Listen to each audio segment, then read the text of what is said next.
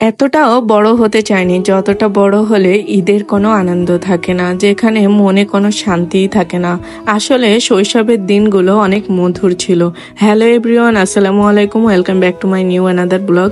আজকে চলে আসলাম আবার একটি ডেলি ব্লগ নিয়ে। সকালে ঘুম থেকে উঠে আমি ফ্রেশ হয়নি, আর রুষা এদিকে ঘুমিয়ে আসে, আর এসে দেখলাম যে রান্না করছে খিচুড়ি আর ডিম ভাজি। আর আমাদের বেলকনির যে ভিউটা, এটা দেখলে সকালে একদম মনটা ফ্রেশ হয়ে যায়। দেখুন বাইরে কি দারুণ সবুজ প্রাকৃতিক দৃশ্য দেখা যায়।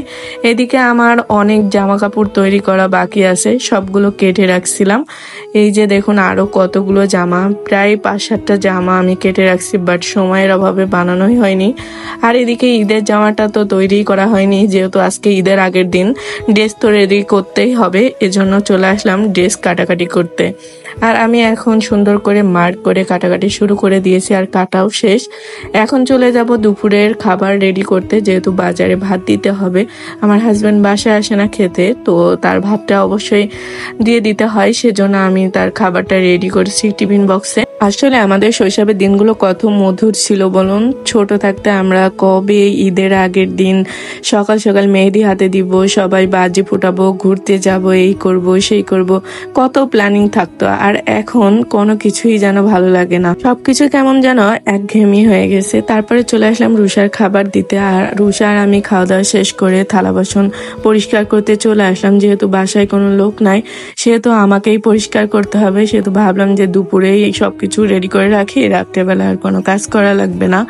বাইরে এই কলার খান্দিটার দিকে চোখ পড়লো, আর এখন চলে আসলাম বিকালের সময় এই জামাটা রেডি করতে। আমি এভাবে জামার গলাটা সুন্দর করে করিনি, আর এই মেশিনটা আমি অনেক আগেই কিনেছি। আর যেহেতু সেলাই মেশিনের কাজ আমার অনেক ভালো লাগে, আর সবচেয়ে বেশি ভালো লাগে যে নিচের জামা নিজে তৈরি করতে পারি, কারণ বাজারে জামা বানাইতে দিলে আমার কিছুতেই পছন্দ হয় না, কোনো না কোনো খুঁত থাকে।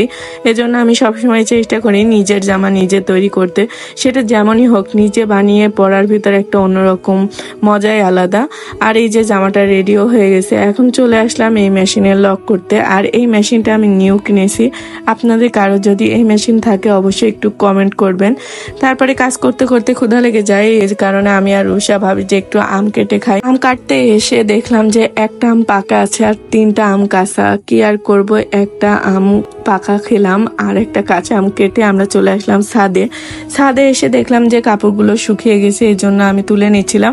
আর এই ভিডিও ক্লিপগুলো রুষা করেছিল, আসলে সে ছোট হলেও অনেক সুন্দর ভিডিও করতে পারে। আর আমি এদিকে জিরা আর ঝাল রোদে দিয়েছিলাম, সেটাও তুলে নিচ্ছি। আর রুষার মেহেদি দিয়ে দিলাম। কেমন লাগলো মেহেদির ডিজাইনটা অবশ্যই কমেন্ট করবেন, আর ভিডিওটা ভালো লাগলো অবশ্যই শেয়ার করবেন।